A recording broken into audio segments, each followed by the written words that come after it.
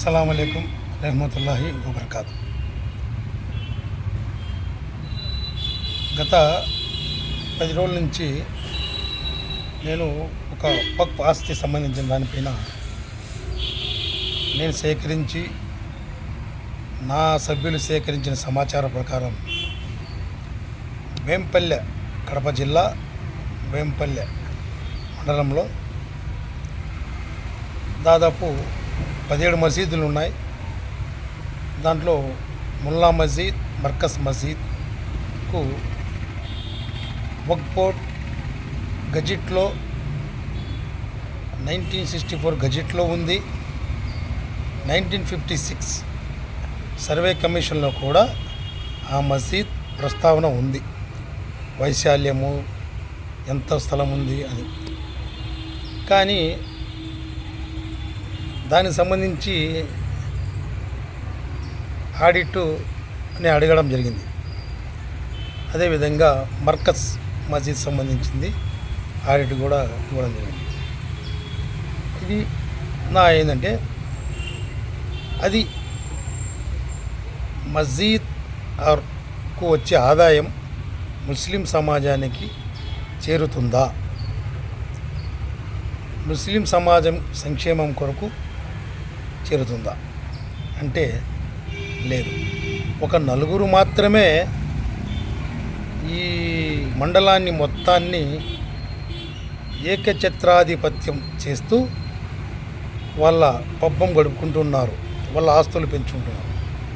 పోనీ ప్రభుత్వానికి ఏమైనా ఆడిట్ ఇస్తున్నారా అంటే వక్ఫ్ బోర్డ్కు ఆడిట్ కనపడం లేదు.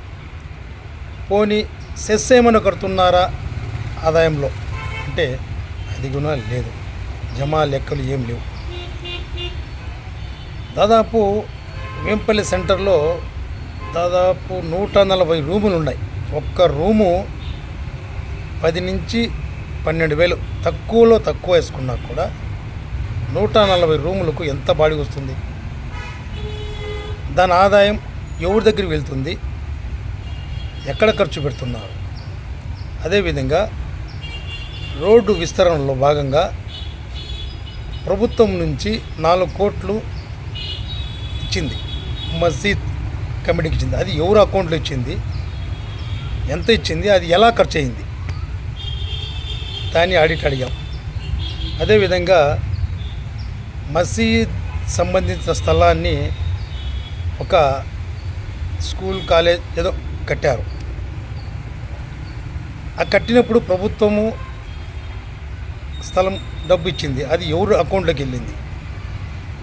మరొకటి ఇంకొక మసీదే దాదాపు 35-40 లక్షలు ఎవరు అకౌంట్లోకి వెళ్ళింది, అది ఎక్కడ ఖర్చు పెట్టారు? ఇవన్నీ నేను సేకరించి, నా మిత్రుల ద్వారా సేకరించి మొన్న ప్రెస్ మీట్ పెట్టడం జరిగింది. నిన్న సోమవారం కలెక్టర్ ఆఫీసులో పీజీఆర్ఎస్ ద్వారా ఫిర్యాదు కూడా చేయడం జరిగింది. మరి నాతో పాటు కొందరు నా సభ్యులు, నా స్నేహితులు. ఇప్పుడు దాని మీద ప్రభుత్వం, వక్ఫ్ బోర్డు వారు ఏం చర్యలు తీసుకుంటారు? మెతక వైఖరి వ్యవహరిస్తారా? సమగ్ర విచారణ జరిపించి ఎవరైతే బాధ్యులైన వారిపై చట్టపరమైన చర్యలు తీసుకుంటారా? లేదా జరిగిన అవకతవకలకు వక్ఫ్ బోర్డు అధికారులు ఏమైనా ఒత్తాస పలుకుతారా? చూడాలి, వేచి చూడాలి. అది భవిష్యత్తులో దానిపైన చాలా కార్యక్రమాలు ఉంటాయి, చేస్తాం కూడా. మరొక విషయం ఏంటంటే,